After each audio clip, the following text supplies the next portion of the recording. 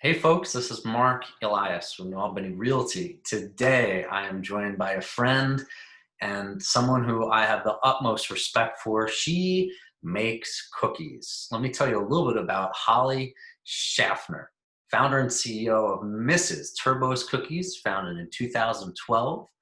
Mrs. Turbo's Cookies is a retro-themed 50s style bakery that delivers cookies and treats that are all natural with no additives or preservatives. These thick, juicy, or rather chewy, and positively addicting delights are not your average cookie. If you're going to have a cookie, you have to go to Mrs. Turbo's Cookies. Holly, welcome to the program. Hi, thanks, Mark. Oh my God. When I come to see you, it's usually like I had a tough day and you're like, all right, chocolate chip cookies, come on up here, buddy. And you always time it just right when you seem to know when they've come right out of the oven. It's like they come out of the oven. I'm like, where's Mark? I know he's coming. Where is he? Holly, your cookies are just next level. Thank you. I can't even describe what is it really that makes it next level. I guess that they're warm, they're chewy. There's a thickness to them that it is a real wholesome bite. Yeah. Oh man, just thinking about it makes my heart is like a happy heart just thinking about it. So let's go backwards. First, how did your husband, why did your husband nickname you Turbo? Well, actually, it's sort of the other way around. My husband's nickname is Turbo, and by virtue of us getting married, I became Mrs. Turbo. So he works in the race industry. So his job is to make race cars go faster. And when we got married, I became Mrs. Turbo, which is a good thing. I'm one of the few race wives that have a good nickname. We always joke about that. And then I just started baking cookies, and there's a whole story to that as well. Started making the cookies, and one day I would always send them in with him to the team. And one day I wasn't feeling well. I didn't send them in. One of the guys got a little grumpy, and they were like, dude, where's Mrs. Turbo's cookies? And that's sort of how the name of the company came about. Oh, interesting. Yeah. So your husband's in the racing field. That's a Yeah. very unique thing. Yeah. Did you guys together fund this business? Did you take out a loan? Did you refi your house? How did you do it? Yeah, all of that. All of that. Wow. So when you start a business, people don't realize everything that goes into it. I mean, yes, we had our sales figures. I took a number of classes through the SBDC, which is the Small Business Development Center. They're huge partners of mine and of most small businesses. They're a great resource. Started with them, made some really good contacts, and then from there kind of moved into, okay, now we want to open a storefront. Had the conversation of, it was time for me to quit my corporate job. I was overly stressed. It's kind of how the baking came about. Really not any good cookies in Columbus. Asked my husband what kind of cookie he liked and just started doing it. And 2014, we started selling. 2015, I quit my corporate job. And then in 2016, we opened our first brick and mortar in Gahanna. Wow. But yes, definitely we had to take out a loan. People don't realize how much kitchen equipment costs, how much just having a retail storefront costs. Yeah. Um, yeah. So, and then when you take out a business loan like that, even though it's through the SBA, you still have to put up collateral. So our house has been collateralized so many times now. It's, hopefully we never go under because we'll be homeless. Right. What a risk you took and an investment in yourselves. I Yeah. mean, you really, really had to believe in your capabilities and your product. Yeah. Um, I have had the product. It is awesome. Yeah. The process you have set up is really, really great. The staff who I always interact with are really good people. Thank And every time I'm there, you have fresh product. What are some of the crowd favorites? So some of the crowd favorites is obviously the chocolate chip. I think every bakery lives and dies by their chocolate chip cookie. It's the cookie we all know. It's the cookie everybody grew up with, right? Grandma made it, mom made it, maybe dad made it, maybe grandpa made it, but it's the cookie that everybody knows. Some of our other ones are my frosted sugar cookie that's topped with our buttercream. Our buttercream we make with organic heavy cream and butter. Nobody makes buttercream like I do. We don't put any yucky stuff in it. So it just really is one of those people have it and they're like, oh my God, this is like the best cookie I've ever had. I had one client, and I know you know who it is as soon as I'm going to say this, she would call it joygasm every time she would have the cookies. So, and that's just the overall feeling from all of my clients. Yeah, I mean, also what's unique about it is the brand. Mhm. It's that classic retro 50s feel, but like you really took the extra time and attention to detail in the Yeah. hardware you use, the bar setup, um, the logo, which is super cool. It's not traditional, and it says a lot about who you are that you're willing to pose in kind of a risque, really beautiful photo that I don't think a lot of business owners would kind of just stand up and say, you know what, this is me. You celebrate yourself. Yeah, I don't consider my logo risque. I know some people do. I've always been very big on body positive imagery. Whether you're, 100 pounds or you're 400 pounds, I think everybody's beautiful, and I think every woman needs to embrace that. And when women walk into my bakery, and it happened today, a woman came in and she's like, "Oh, your cookies are so amazing, but golly, I really don't need it. I'm pudgy." And I'm like, "Woman, you're beautiful. Like, stop saying that." So for me, my logo is really more about women just being able to embrace who they are and not be ashamed of their bodies, not be ashamed of what they look like. It's also a nod to our favorite artist, Gil Elvgren. He has done a number of, my logo, people will look at it and go, "Oh, it might be too sexy for a baker." Others are like, "Oh my gosh, I love it."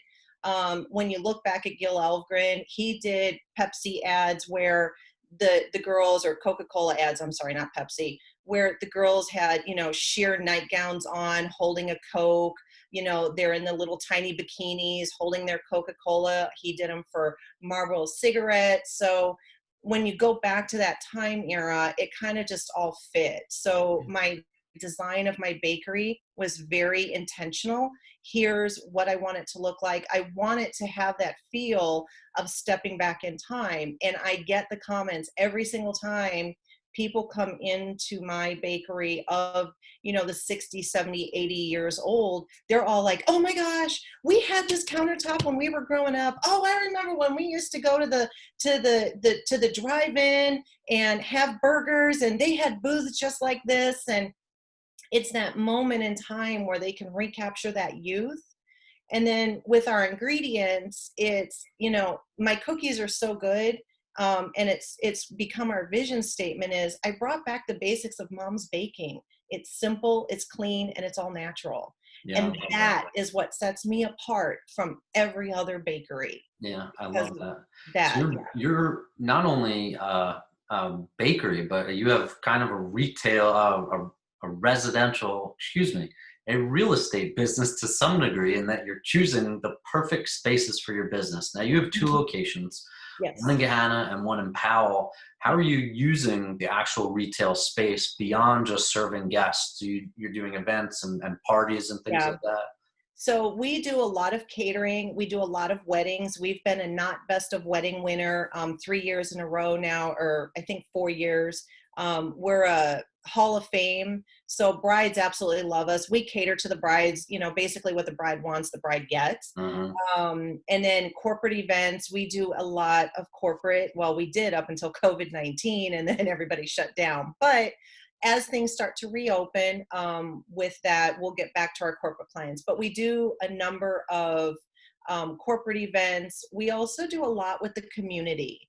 We donate to high schools and to sports teams and to other events and fundraisers and raffles. Alzheimer's is something that's very close to my heart. So that's something that I always make sure we donate to. New Albany has the New Albany Walk in September, and we're always involved in that. And we always have a booth there. I work with Phil from the Heights Center on that. So we're always there. We always work with the zoo. So every year the zoo has their event. And so we make sure we're involved in the communities as well as establishing our corporate and our weddings. So we do a lot between those two locations. An average corporate event will, could be anywhere from 500 to 5,000 pieces. Wow. Being cookies, cakes, whoopie pies, depending on what it is they would like for us to do. Sure. And one of the things I love, particularly now with COVID, is I don't have to take my son into the retail location if I don't want to. I can go through the drive-through window, which Yep. is so cool. Yeah. It's convenient. It's easy. I think it's especially useful for maybe some older folks that have concerns about COVID, even though the regulations are a little bit less than they were a month or two ago. Tell me about delivery. I think I saw on some of your website there are product that you do deliver. Is that correct? Yeah, so we'll do delivery now. That's one of those with pre-COVID, we had stopped doing delivery just because it was getting a little bit out of control, and I do it. I have my staff do it, or I personally will deliver it. With COVID, as part of our pivot, because we did stay open, one of the things we did was start offering delivery again, and you get it delivered either from myself, Mrs. Turbo herself, or from one of my managers, and we'll bring it over to you. We put it in a box or in a bag so there's no contact. With COVID, and I think it's important, I know we do have the drive-through. A lot of people use the drive-through. People can come in and still do a grab and go. Being a retail food outlet, it's important that people understand I'm already subject to quarterly inspections. You've seen my joint, you know how clean we are, you know all the precautions and everything that we take. We kind of put those on steroids, right? So after every customer, we sanitize, everybody's washing their hands a gazillion times, not that they didn't wash them a gazillion times before. So we've got all those precautions in place as well. And then the drive-through just adds that added comfort, whether you have kids, whether you're just like, it's downpouring. It was just downpouring, 20 minutes ago, an hour ago. People were lined up in the drive-through. What cookies do you have? What can we get? So it's nice. It's great to see your business growing. You and I, a couple years ago, sat at the bar talking about business ownership. I owned a business in New York City, and you were going through a time in which it was a real challenge, growing pains. Yep. And I said, I don't know if you remember this, that if you aren't crying, Yeah. sweating, and bleeding, then you haven't yet gone through the trials of being an entrepreneur. And you're like, oh yeah, I'm doing all of that. Yeah. Yeah. Yep. I still am. I think people always think it's so easy to own a bakery. I have people that will apply to work for me and they're like, oh, I just think it'd be fun to work in a bakery. They either don't show up for their first day of work, or after their first day of work, they're like, holy cow, I didn't realize how much work you guys actually do. And then even just growing. I mean, now we were looking at moving into a bigger manufacturing facility. We were in the middle of lease negotiations, and then COVID hit. Mm. So now I don't want to say stuck with, but I'm making the decision for my business that I need to kind of step back, put those lease negotiations on hold, which is difficult because I have clients that are ordering 1,000, 2,000, 3,000 pieces, and I need the room. But taking on that additional debt right now is just not fiduciarily responsible for my business and what I need to do to make it go forward. That's great. So Well, I can't tell you how much I love seeing you. Your product is next level. If you haven't checked out Mrs. Turbo's cookies, you have to go and check it out. And Hannah and Powell, the chocolate chip cookie in particular is my favorite. And I just want to thank you. I know that you had a bit of a crazy schedule today, and we were I'm able really to. sorry about that. No. And one other thing, we are 100% female owned and operated. So we are designated that through the Small Business Administration as well as through the Women Business Entrepreneurs National Council.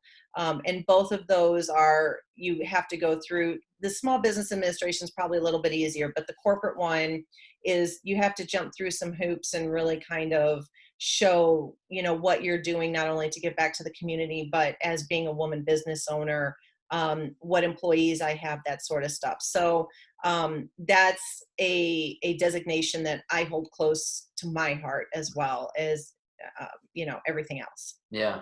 One thing I did notice in looking online, and I realized that you had asked if we can wrap at 3:30. Oh So no, that's okay. I have so many other things to ask, but one thing I did want to say is getting reviews online. That's not an easy thing. People go online to write reviews for two reasons. One of Yep. which is they really love the product, but that's not the most of the reason people go Right. online, vastly speaking. They go online because they hated something, they're pissed off, they're whatever. Your reviews on Yelp, Google, and Facebook are exceptional. They're incredible how many five-star reviews you have. Thank you. Yeah, no, we work for those.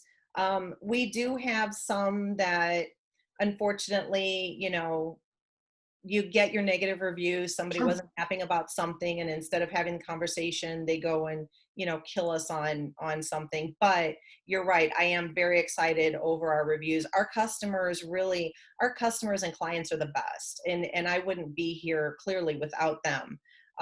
So I treat them as if probably better than family. When you guys walk through the door, I want that experience to be the best experience you've ever had. And if it's not, I will do whatever I need to do to make it right. It's awesome. Yeah, and also the opportunity of sometimes getting a less than stellar review presents the business owner Yep. with an opportunity to ingratiate themselves and say, you know what? Hey, I really get that. And we're really committed to this. I'm sorry that that didn't happen. And it kind of gives you an opportunity to communicate clearly, Mhm. kindly, with empathy. A lot of the time, people see that and they don't really take so much weight in that Yeah. particular review. Yeah. Um, so So, that's but awesome. no, we do have great reviews. And that's why, even on the nod, with us being a Hall of Famer, we wouldn't have that if the product wasn't good consistently. And to your point with my processes, I'm very strict on my processes. I'm very strict on how things are done. And if they're not, then staff's retrained and we go back through it. Do we mess up? We're human. Everybody messes up. But thankfully, our customers are pretty awesome and forgiving Yeah. when we need to be. Well, you COVID put was probably the biggest challenge for us. sure, sure. You're putting love into the food, and naturally, I think people know that they experience it, and it's kind of like this Yep. circle. Yep. Especially now amongst what's happening, little more love in the things we consume and give off, I think, are an important thing. Yes. So, with that, I do want to be thoughtful of your time. I'm good. Um, So you whatever want other question you have. Yep. Go you, ahead. Fire away. nice. Okay. Have you ever had a business coach, or did you come to this with kind of your own independent thought and strategy? So that's where the SBDC came into play. I met a gentleman, Jerome Jones. I know a lot of people know him because he's been in the industry for so long. He really helped me in the beginning with getting my business plan together, kind of helping review my financials. I'm blessed enough to have a husband who's incredibly supportive, and I wouldn't be where I'm at without him. So he kind of handles the financials and we talk about that stuff together. But Jerome was really he was a very key factor in helping me to at least get the business open, get it up and running. And then from there, I sort of spent the first year trying to get my Snoopy feet under me, is what I always say. And now I'm at that point where I did have business people that I would chat with. Last year, I realized I needed people that were actually in the food industry at this point of where I'm at. Initially, it was nice. I had Jerome. I have an accountant. I have an attorney that are kind of mentors and give me guidance and that sort of stuff. But now I really need that business acumen. So I've reached out. I have a couple people that I can reach out to that will help me, give me guidance when I need it. Um, and that's where the women's network comes into play as well, because I'm going to be hopefully starting one of their leadership programs on how to take my business to that next level, how to strategize, because that's where now I'm seeing I need to grow, I need to strategize, but I'm a little stuck on how I need to do that, because I'm in the food and it's all new for me, even though I've been doing it for 5 years. My background is not food, as you are well aware. Yeah, yeah, that's really interesting that your background, it's a love and passion that you did personally, but it wasn't for a business. Yeah. Um, and that doesn't, that's so opposite of what comes through in the food. To me, it seems like you're a lifetime baker. Yeah. Well, I grew up baking with my mom and Grammys, Mhm. right? My mom passed away early due to Alzheimer's, which is why that is so near and dear to my heart. And I donate. I mean, they just call me, and I'm like, yeah, what do you need? My Grammys will be 101 in July. She's still alive and kicking. But I grew up baking with them and got my love of baking from that. And for me, being in the kitchen, it's nice. It's a stress reliever. It's relaxing. I mean, even now being home, my husband laughs because he's like, if you're not in the kitchen baking something, I don't know, something's wrong with you. Like the other night I wanted scones and I'm like, oh, let me go play with some scone recipes. Let me see what I can come up with, 10 o'clock at night. So for me, it's that passion of I've created something and you're getting pleasure from it, but it's I don't know. I like making people happy, knowing that they're having one of my cookies and the eyes and the and the it's just great. I just love that. I'm a people pleaser. What can I say? Yeah, yeah, I'm a people pleaser too, and I can understand, identify with what it's like to see somebody kind of have an experience that changes their state of mind. Hmm. I've had it. I have had it many times, and what it's like for me is I get chills down my arms. Yep. That's how I know that I'm kind of having that like this is what I'm supposed to be doing moment. Yeah. Um, to some degree, you are, what people eat creates that taste gasm, as our friend says. Yep. Um, so, you're basically handing out or selling small little orgasms, which is essentially what you're doing. I'm not sure for a G crowd if we should say that, but yeah, I mean, basically that's, it's that little heartfelt, it's that memory, it's the joygasm, it's the memory that it brings, right? And I've had, and it's the other aspect of it is I get to be a part of people's lives, right? They invite me into their moment. Whether it's, couples that are dating, I've had clients that were dating when they found me and they've used me to propose, and then I cater their wedding, and then I'm doing their gender reveal cookies, or cake, and now I'm meeting their babies and their children as they're being brought into the Mrs. Turbo's Cookies family, as like I like to call it. Yeah. Or weddings where I get to be a part of their special day, even if it's just a little bit. I know I've got to participate and make them happy. Yeah, it's a very addictive thing. I mean, Yeah. listen, you are an arbiter of various sugary treats, and people love their sugar. They love their chocolate desserts. They're addictive, and then if you find something you really love, you can't not have it. The other thing, which is really powerful, we didn't talk about, is the scent of your retail locations. You open that window first at the drive up, and you just get this blast of like beautiful bakery scents. The scent of a bakery is a very powerful Yep, experience. it is. It brings people back to their kitchens, to their loved ones, to places around the world that they were enjoying a dessert. Very powerful thing. Yep. And our ingredients, I know you mentioned sugar, but our ingredients are that, we're simple and clean, right? And all natural. So, we use a whole grain flour. We use premium dark chocolates, although people don't realize they're eating a dark chocolate. So right there, you're getting your heart health and your antioxidants, right? We use organic where it makes sense. We partner with local farms, for our eggs, our fruits, all of that stuff. So we're trying to support the community as well. So if it's a treat and you want a treat, it's my treat to have because while it's still a treat, it's a good for you treat. Does that Yeah. make sense? Yeah, it absolutely does. I Oh, also think that a little bit of love on yourself is important. I personally, I kind of am challenged at loving on myself versus going over and beyond with my desserts mhm. to fill a void or try to cover up like an anxiety or feeling badly or anticipating something. There's Yep, that balance. And you talked about earlier about like just being proud of your body and your well-being and health, yep. and that's not easy. Not everyone has that. I am an addict when it comes to Mrs. Turbo's cookies. Yay! So And I'm building my business on people like you. yeah, yeah. So yeah, if there was an anonymous like an AA, I'd be going to that anonymous program to talk Yep, about yes, Cookies I'm an Anonymous. addict, and then raise my hand. I just did it today. I opened up like an Oreo package.